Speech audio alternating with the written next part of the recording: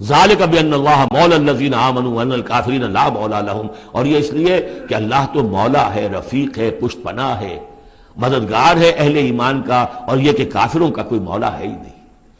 یہ اصل میں یہیں سے حضور نے پھر وہ نعرہ اخذ کیا تھا جب غزوہ احد میں،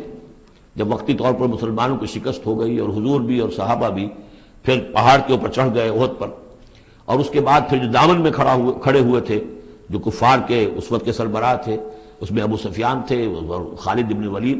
جو بعد میں دونوں ایمان لے آئے صحابہ میں سے ہیں۔ تو اس وقت یہ ہے کہ ابو سفیان نے نعرہ لگایا تھا لنا عزا ولا عزا لکم، ہمارے لیے عزا جیسی دیوی ہے، اس نے ہماری مدد کی ہے،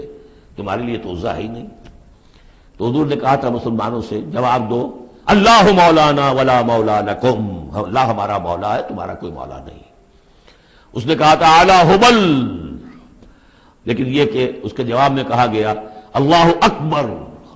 اللہ سب سے اعلیٰ بھی ہے، بڑا بھی ہے۔ تو یہ جو نعرہ ہے کہ اللہ مولانا ولا مولا لکم ذالک بان اللہ مولا الذین آمنوا وان الکافرین لا مولا لہم،